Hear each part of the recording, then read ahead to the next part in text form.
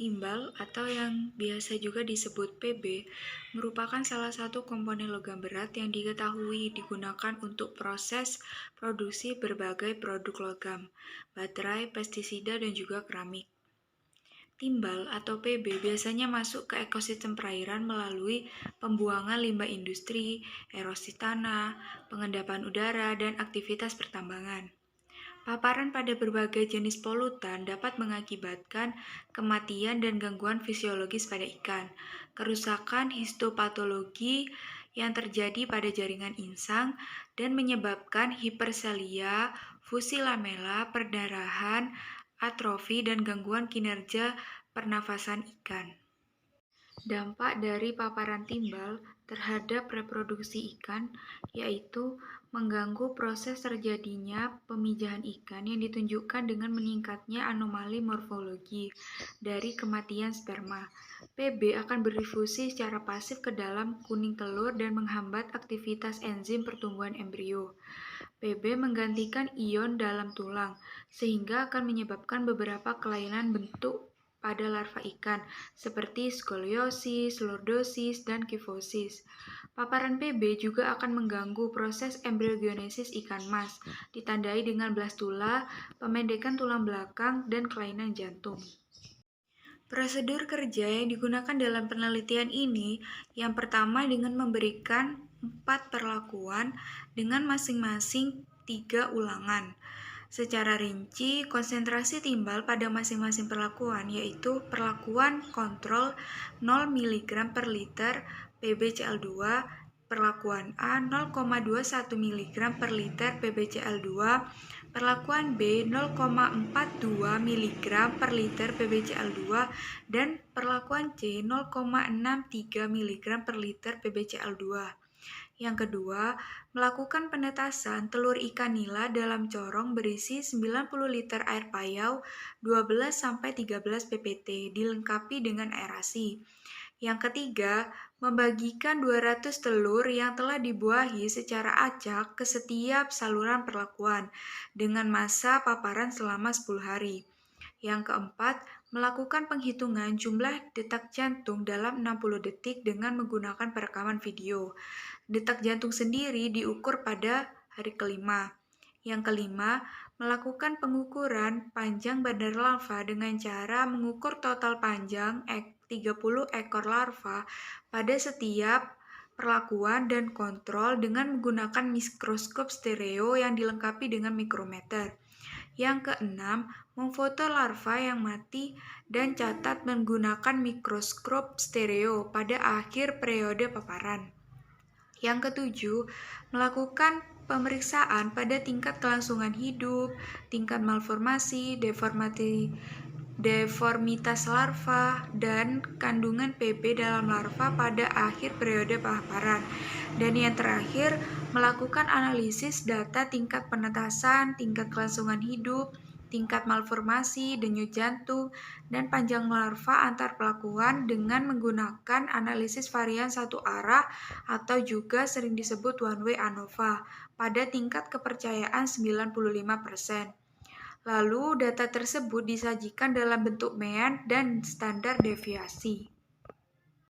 Hasil yang didapat dari analisis statistik pada tingkat penetasan, tingkat kelangsungan hidup, panjang total larva, dan detak jantung menunjukkan bahwa tidak ada perbedaan yang signifikan pada parameter daya tetes kumulatif, kecepatan kelangsungan hidup, dan panjang larva antar perlakuan.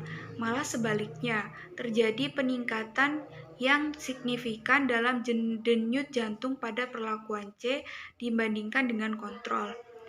Telur ikan nila mulai menetas pada hari kedua atau hari ketiga periode paparan.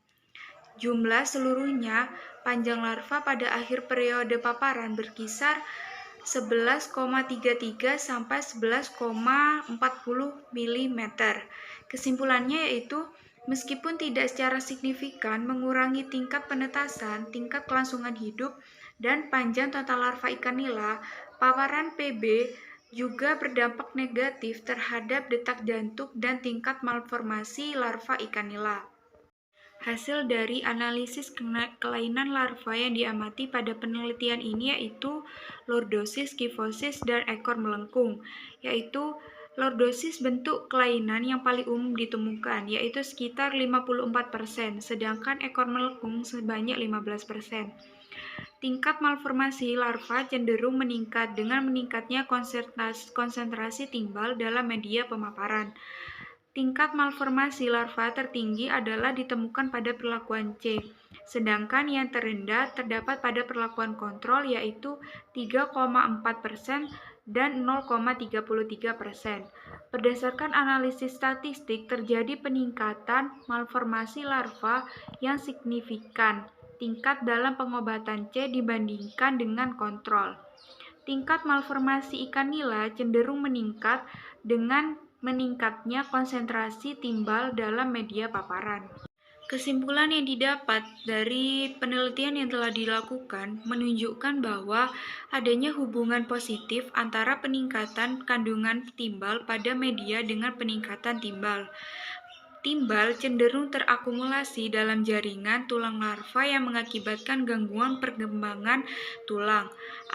Akumulasi timbal pada larva ikan disebabkan oleh adanya metalothionein dan amina yang berikatan kovalen dengan timbal.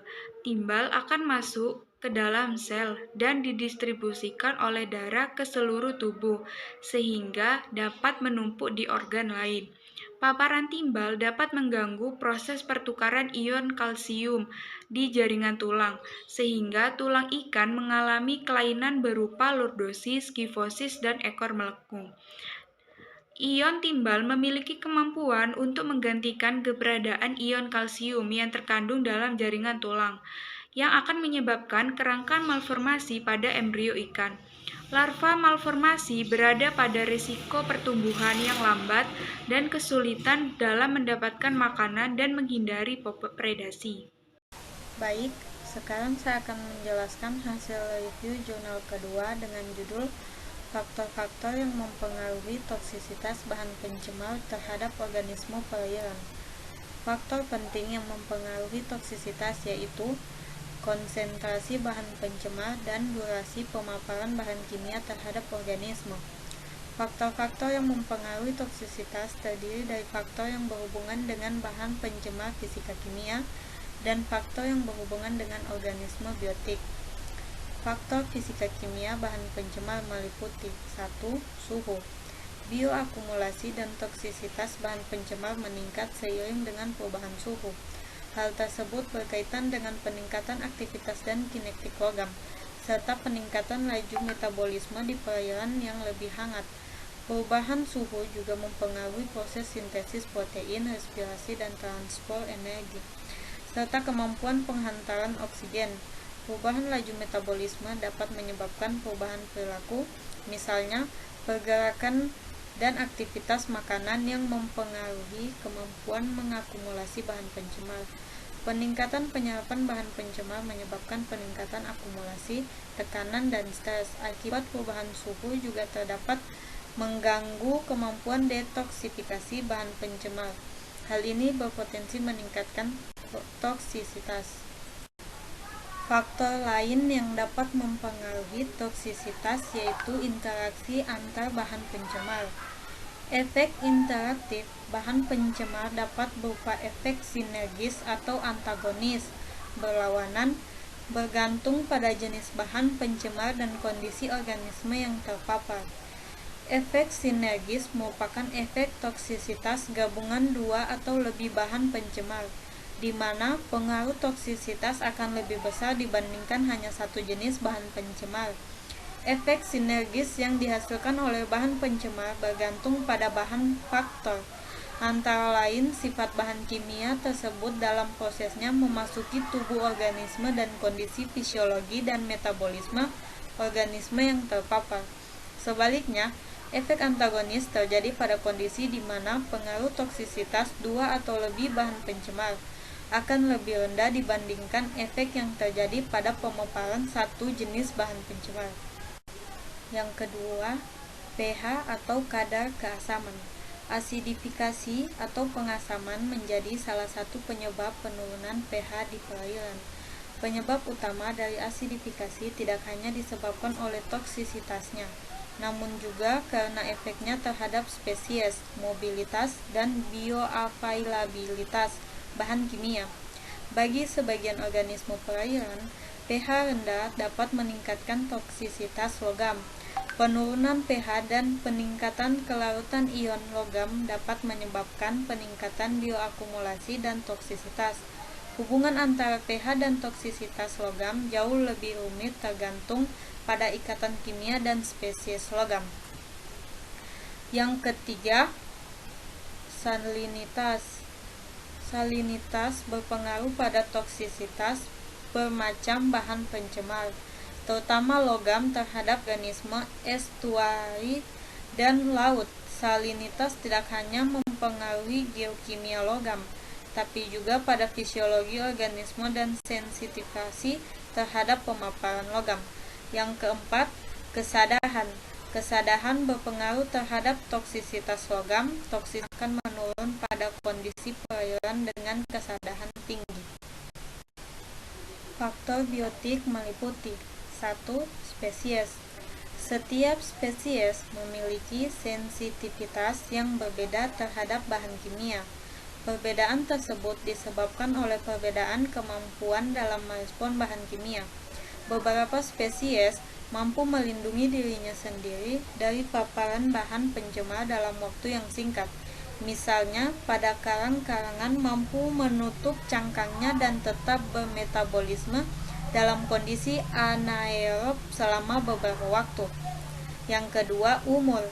Organisme yang masih muda pada umumnya lebih rentan dan sensitif terhadap bahan pencemar dibandingkan organisme dewasa.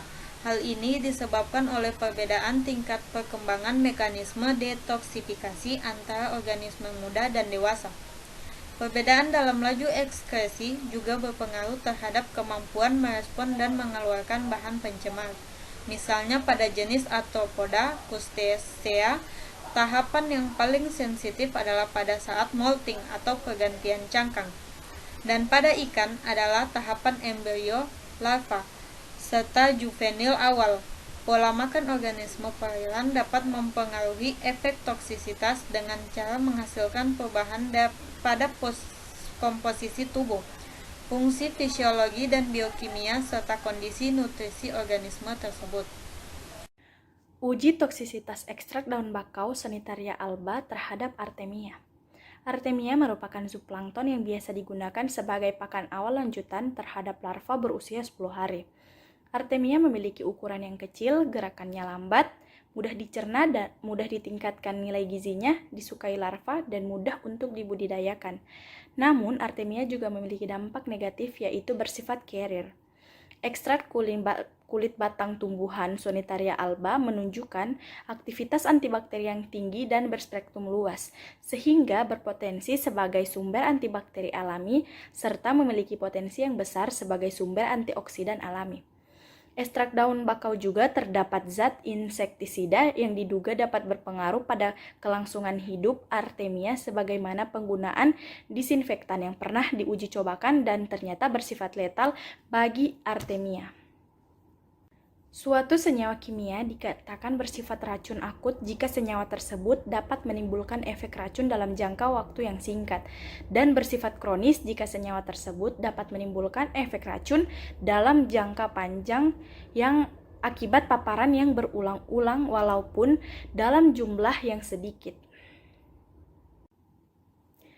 Hasil dan pembahasan dapat dilihat pada tabel berikut. Pada konsentrasi 76,4 menunjukkan nilai konsentrasi toksik ekstrak daun bakau terhadap Artemia yang menyebabkan kematian hingga 50% sampai jam ke-48. Sedangkan pada konsentrasi 76,7 ppm atau perlakuan menunjukkan presentasi kematian sebesar 66,77% dan kematian 100% pada konsentrasi di atas 80,3 ppm. Jadi, hasil yang didapatkan Artemia dengan perlakuan konsentrasi 76,7 ppm bersifat mematikan bagi Artemia. Hal tersebut disebabkan oleh kandungan ekstrak daun bakau membunuh seperti separuh populasi Artemia. Bahkan pada konsentrasi 80,3 ppm mematikan seluruh populasi Artemia. Kesimpulannya, yang pertama, LC50 ekstrak daun bakau yang aman bagi Artemia selama 48 jam adalah kurang dari 76,4 ppm. Yang kedua, pemberian bahan toksik dari ekstrak daun bakau Sonitaria alba pada konsentrasi yang berbeda-beda memiliki tinggi konsentrasi, maka semakin cepat pula terjadi pada Artemia. Terima kasih. Jurnal berikutnya yaitu perbandingan LC50 per 96 jam terhadap mortalitas benih ikan med Cyprinus carpio lineus pada limbah penyamakan kulit dan insektisida pyrethroid. Limbah kromium yang dihasilkan dari proses penyamakan kulit dapat berupa kromium trivalen dan kromium heksavalen. Dampak negatif logam berat kromium terhadap ikan adalah stres, terganggunya proses fisiologis, mempengaruhi kesehatan, dan bahkan dapat menyebabkan kematian. Selain itu juga terjadi biokumulasi logam berat kromium di dalam tubuhnya, sehingga ikan tidak layak untuk dikonsumsi karena membahayakan kesehatan manusia. Insektisida pyrethroid dengan komponen deltametrin banyak digunakan petani untuk membasmi hama pada tanaman kubis, cabai, jeruk, padi, dan tanaman hortikultura lainnya. Insektisida pyrethroid merupakan insektisida berdaya kerja cepat atau knockdown. Daya kerja pyrethroid terhadap ikan mirip dengan daya kerja DDT atau organik klorin, yaitu tidak mudah terurai, biokumulatif, toksik, dan tidak mampu terurai di dalam lingkungan, serta terakumulasi di dalam tubuh manusia melalui rantai makanan. Gejala keracunan pyrethroid pada ikan menunjukkan terjadinya keracunan saraf yang menghambat kerja enzim, yaitu eksitasi, konfusi, paralisis, dan kematian.